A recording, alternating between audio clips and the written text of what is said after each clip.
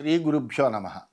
గురుర్బ్రహ్మ గురుర్విష్ణు గురుర్దేవో మహేశ్వర గురు సాక్షాత్ పరం బ్రహ్మ తస్మై శ్రీ గురవే నమ. అస్మద్గురుచరణ పాదారవిందాభ్యాం నమ. నిన్నటి మన మహాభారత ప్రస్థానంలో ఋష్యశృంగోపాఖ్యానం అయిన తర్వాత వాళ్ళు కళింగ దేశానికి వైపు ప్రయాణం చేస్తే అక్కడ కళింగ దేశం దగ్గర ఉండేటువంటి వైతరిణి నదిని, దాని యొక్క ప్రాముఖ్యాన్ని, ఆ తీరమందు ఉండేటువంటి గొప్పతనాన్ని, యజ్ఞయాగాదులు చేయడానికి అత్యుత్తమైనటువంటి ప్రదేశంగా వెలుగొందేటువంటి దాని యొక్క పావిత్రతని కూడా ఆ లోమసుడు ధర్మరాజుకి తెలియజేశాడు. ఆ తెలియజేసిన తర్వాత ఈ వృత్తాంతాలన్నీ కూడా వైశంపాయనుడు జనమేజయుడికి చెబుతున్నాడు. ఆ సందర్భంలో తతో వైతరిణీం సర్వే పాండవా ద్రౌపదీ తథావతీర్య మహాభాగా తర్పయాం చక్రిరే పితృన్. ఆ తర్వాత ఆ పాండవులు ఆ ద్రౌపదితో కలిసినటువంటి వాళ్ళై వైతరిణిలో దిగి చక్కగా స్నానాన్ని ఆచరించి పితృదేవతలందరికీ కూడా తర్పణాలన్నీ కూడా ఇచ్చారట. అప్పుడు యుధిష్ఠిరుడు చెప్తున్నాడు, ఉపస్పృశ్యేహ విధివత్ అస్యాం నద్యాం తపోబలాత్ మానుషాదస్మి విషయాద్ అపేతపస్య లోమస. ఓ లోమస మహర్షి చూడండి, ఈ వైతరిణీ నదిలో యథావిధిగా స్నానాన్ని ఆచరించి తపోబలాన్ని పొందినటువంటి వాడినై మానుష భావాలన్నీ కూడా నేను వదిలిపెట్టేస్తున్నాను. సర్వాన్ లోకాన్ ప్రపశ్యామి ప్రసాదాత్ తవ సువ్రత వైఖానసానాం జపతాం ఏష శబ్దో మహాత్మనాం. నీ అనుగ్రహంతో నేను అన్ని లోకాల్ని చూస్తున్నానయ్యా, దివ్యమైనటువంటి అనుగ్రహంతో. ఇది జపానికి స్వాధ్యాయం చేసేటువంటి మహాత్ములైనటువంటి వైఖానసుల శబ్దం ఇది. అందువలన నాకు ఈ మానుష్యమైనటువంటి ఏ భావాలైతే ఉన్నాయో అటువంటివన్నీ కూడా దీంట్లోనే వదిలిపెట్టేస్తున్నాను అని ఆ యుధిష్ఠిరుడు లోమసుడితో చెప్పాడు. అప్పుడు లోమసుడు అంటున్నాడు, 300 వై సహస్రాణి యోజనానాం యుధిష్ఠిర యత్ర ధ్వనిం శృణోష్వేవం ఏనం తూష్ణీమాస్వ విషాంపతే.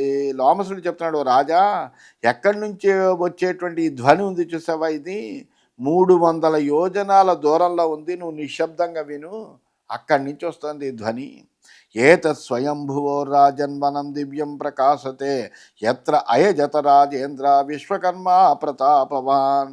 ఇది పరమేష్ఠ అయినటువంటి బ్రహ్మ యొక్క దివ్యమైనటువంటి వనం. ఇది ఎల్లప్పుడూ ఇది ప్రకాశిస్తూ ఉంటుంది. అద్భుతమైనటువంటి పవిత్రమైనటువంటి ప్రదేశం ఇది. దీని యొక్క ప్రత్యేకత అది ఏంటంటే ఎప్పుడూ ప్రకాశవంతంగా ఉంటుంది.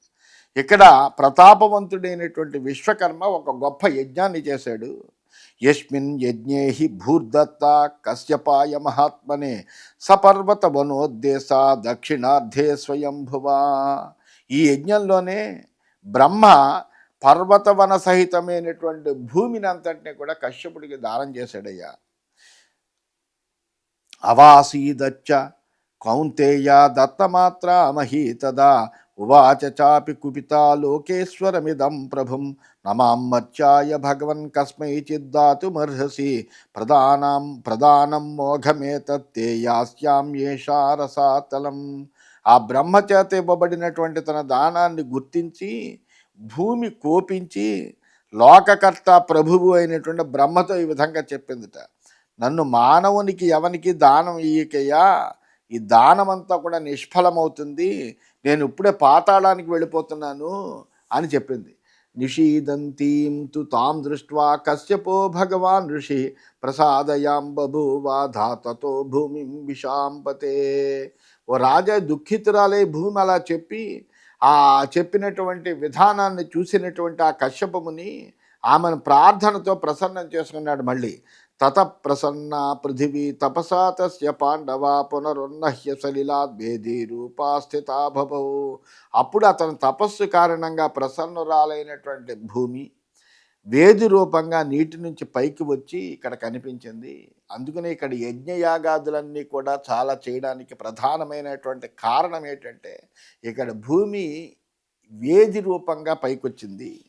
సైషా ప్రకాశతే రాజన్ వేదీ సంస్థాన లక్షణ ఆరుహ్యాత్ర మహారాజా వీర్యవాన్ వైభవిష్యసి. ఈ భూమే వేది రూపంగా ఇక్కడ ప్రకాశిస్తుంది. దీని మీద కనుక నువ్వు ఒక్కసారి అధిరోహించావంటే గొప్ప గొప్పదైనటువంటి బలాన్ని పరాక్రమాన్ని కూడా పొందుతావయ్యా. అందువల్ల ఒకసారి అధిరోహించు.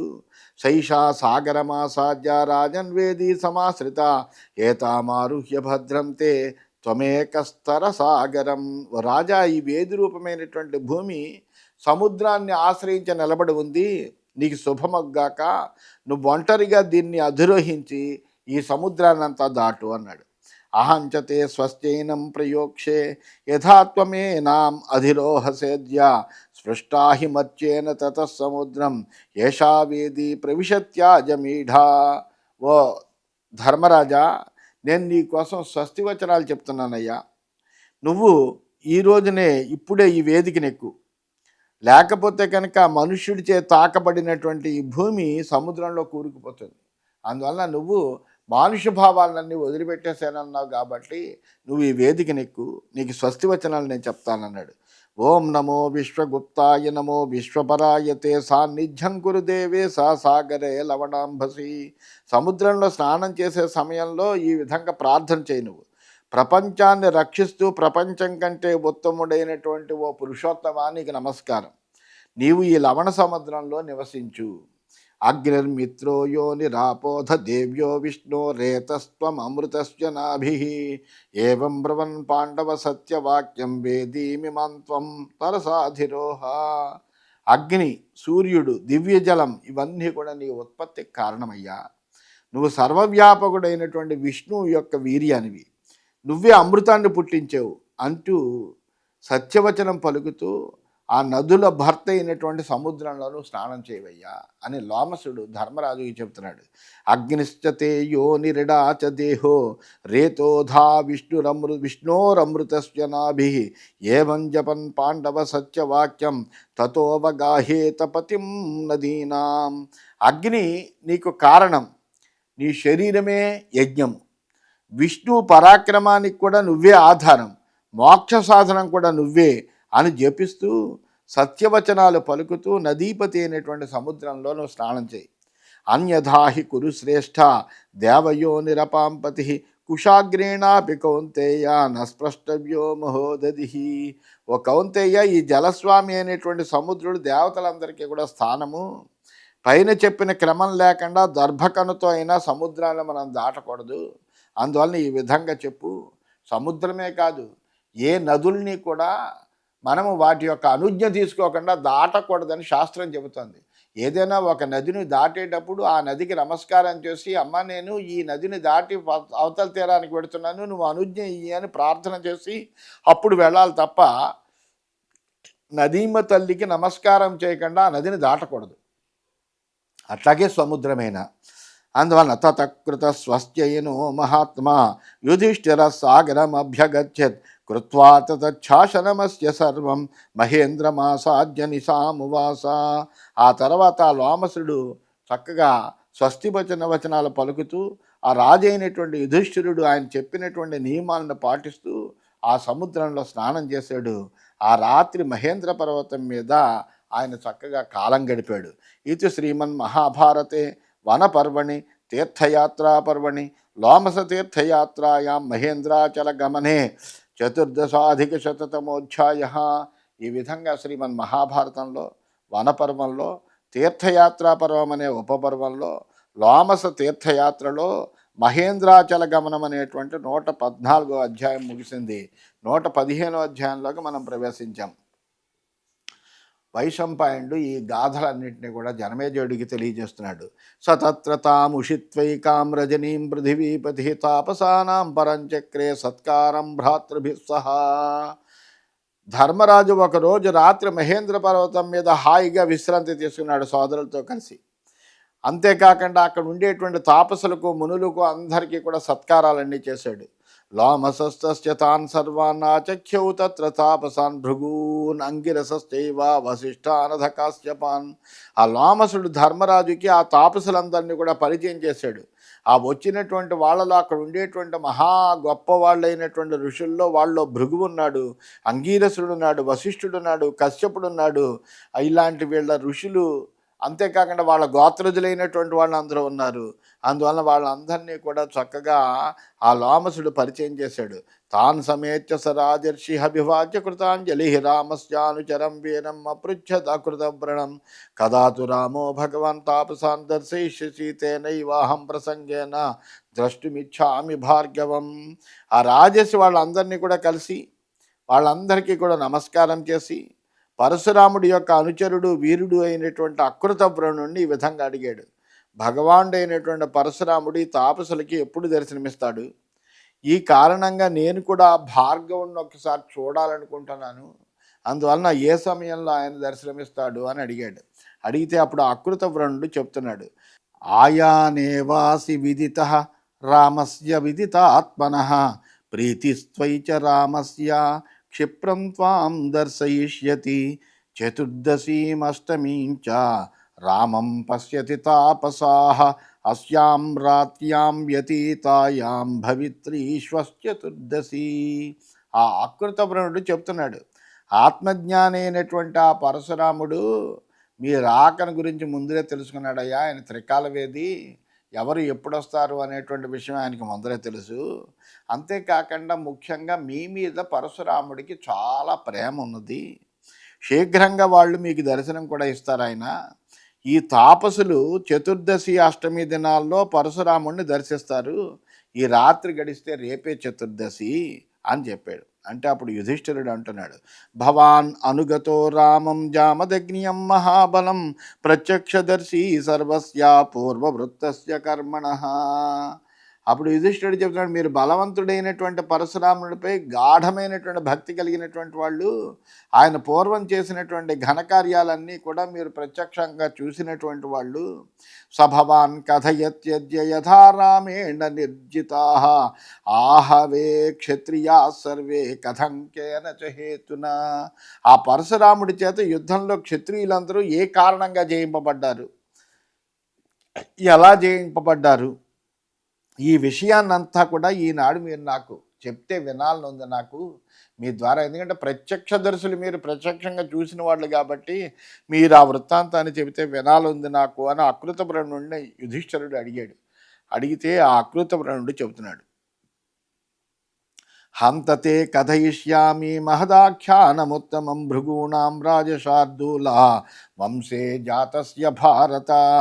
ఆకృతవర్ణుడు చెప్తున్నాడు, ఓ రాజశ్రేష్ఠ, భృగువంశుడైనటువంటి పరశురాముడి కథను నీకు సవిస్తరంగా చెబుతానయ్యా, విను. ఆ కథ చాలా పెద్దది, ఉత్తమమైనటువంటిది కూడా. రామస్య జామదగ్న్యస్య చరితం దేవ సంహితం హైహయాధిపతేశ్చైవ కార్తవీర్యస్య భారత. ఆ జమదగ్ని కుమారుడైనటువంటి పరశురాముడి యొక్క చరిత్ర, ఆ హైహయరాజు అయినటువంటి కార్తవీర్యార్జునుడి యొక్క చరిత్ర దేవతల చరిత్రతో సమానమైనవయ్యా. రామేణ చార్జునో నామ హైహయాధిపతిర్హత తస్య బాహుశతాన్యాసన్ త్రీణి సప్త చ పాండవ. ఓ పాండవ, పరశురాముడి చేత కార్తవీర్యార్జునుడు అనేటువంటి పేరు కలిగినటువంటి హైహయ దేశపు రాజు చంపబడ్డాడయ్యా. అతనికి 1000 భుజాలున్నాయి. దత్తాత్రేయ ప్రసాదేన విమానం కాంచనం తథా ఐశ్వర్యం సర్వభూతేషు పృథివ్యాం పృథివీపతే. ఓ రాజా, దత్తాత్రేయుడి యొక్క అనుగ్రహం చేత బంగారు విమానాన్ని, భూమి మీద అన్ని ప్రాణుల మీద కూడా అధికారాన్ని కూడా సంపాదించాడు. అవ్యాహత గతిశ్చైవ రథస్థస్య మహాత్మనః రథేన తేన తు సదా వరదానేన వీర్యవాన్ మమర్దదేవాన్ యక్షాంశ్చ ఋషీంశ్చైవ సమంతతః భూతాంశ్చైవ స సర్వాంస్తు పీడయామాస సర్వతః. ఆ కార్తవీర్యార్జునుడి యొక్క రథం ఎవ్వరికి కూడా ఆపశక్యం కానటువంటిది. అది వెళుతుంటే ఎవ్వడూ ఆపలేడు. ఆ రథం చేతను వరదానం చేతను కూడా అతడు చాలా బలవంతుడయ్యాడు. అన్ని వైపులా తిరుగుతూ దేవతలను, యక్షులను, ఋషులను, భూతాలను అన్నిటినీ అతడు పీడించసాగాడు.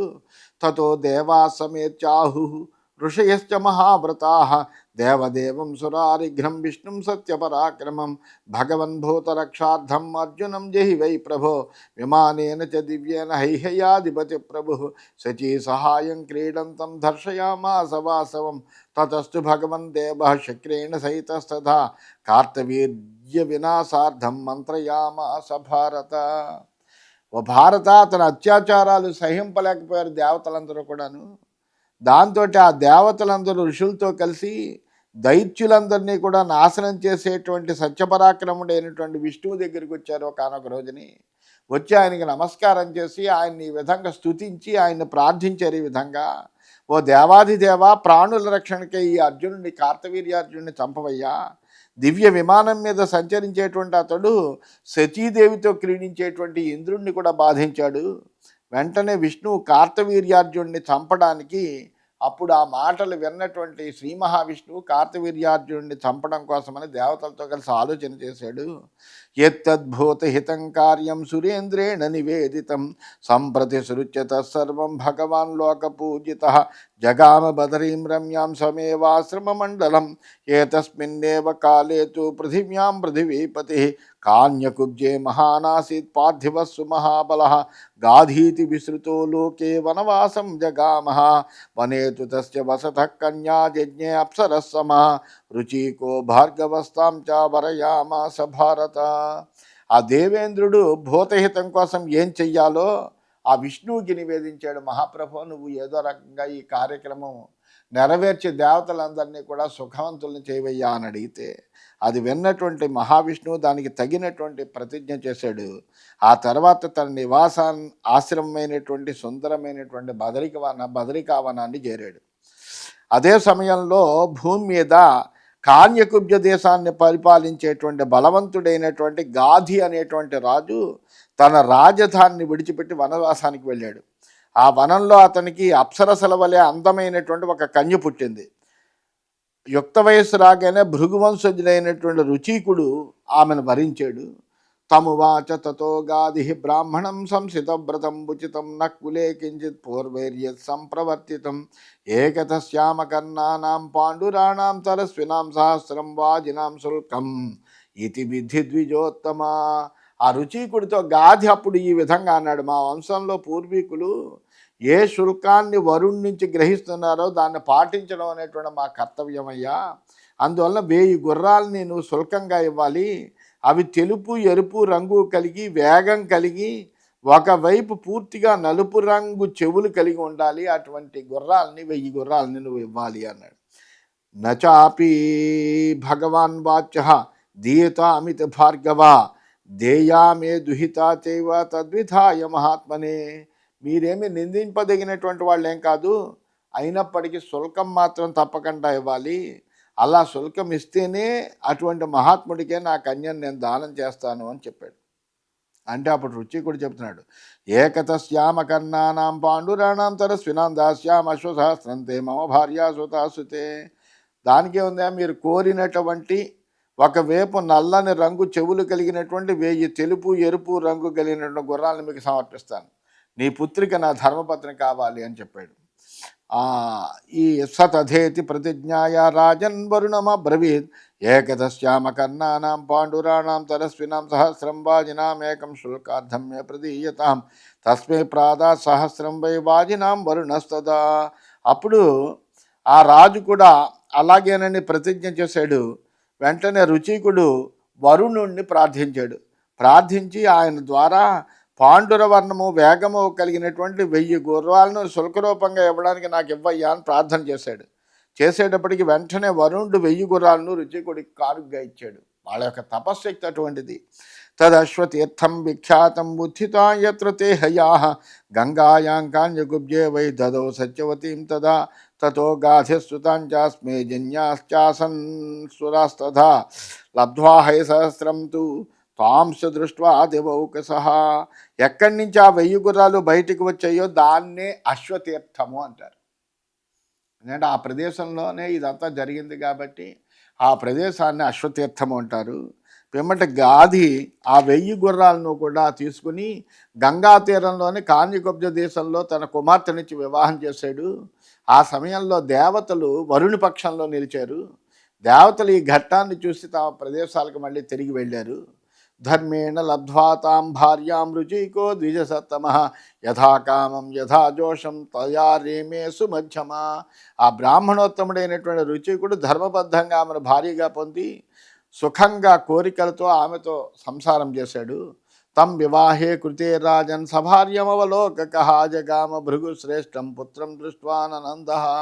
వివాహం అయిన తర్వాత భార్యతో సహా ఋచూకుడిని చూడాలని వచ్చినటువంటి భృగు మహర్షి తన పుత్రుణ్ణి చూసి చాలా మిక్కిలి ఆనందించాడు.